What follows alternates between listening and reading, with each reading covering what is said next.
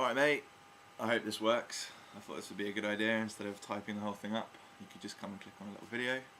I have just got up, hence the... got myself a lovely cup of coffee in a Harry Potter mug. I hope you're jealous.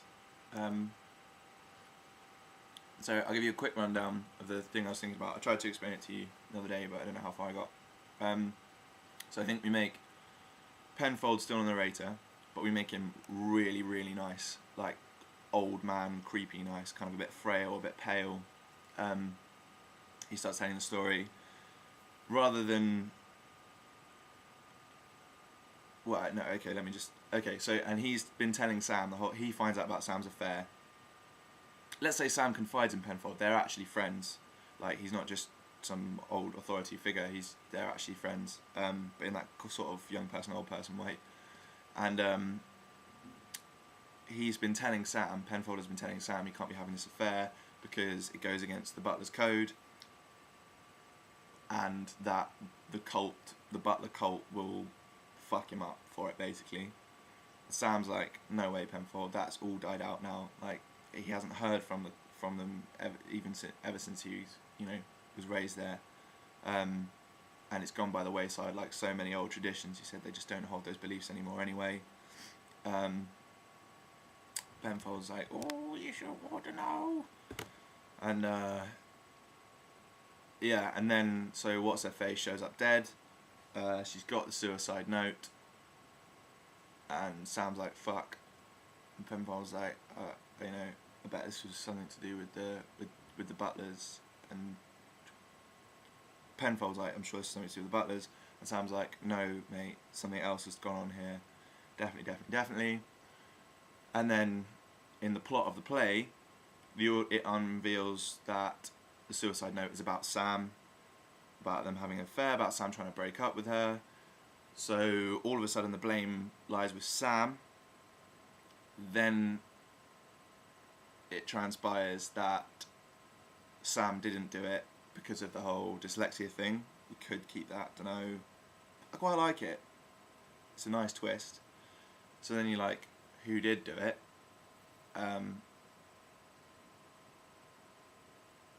And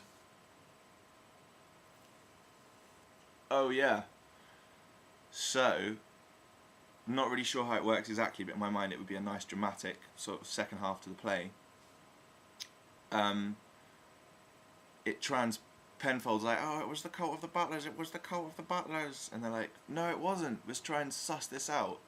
And then something happens where they're not listening to Sam, and something else happens, something quite big, I'm not sure what, and then at one point in the play, which could be a really key moment, like a really nice moment, they're like, maybe Vodafone's on his own in the room, I think they've upset something, they've done something, they've been exploring the house, and they've traipsed into this old room full of butler's artefacts, some shit like that, more than one corpse maybe,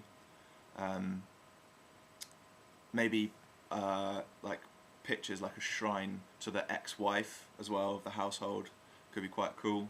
And anyway, so they're in this room and they're like, oh, what is this? I mean, oh, I don't believe this bullshit about the cult of the butler, whatever.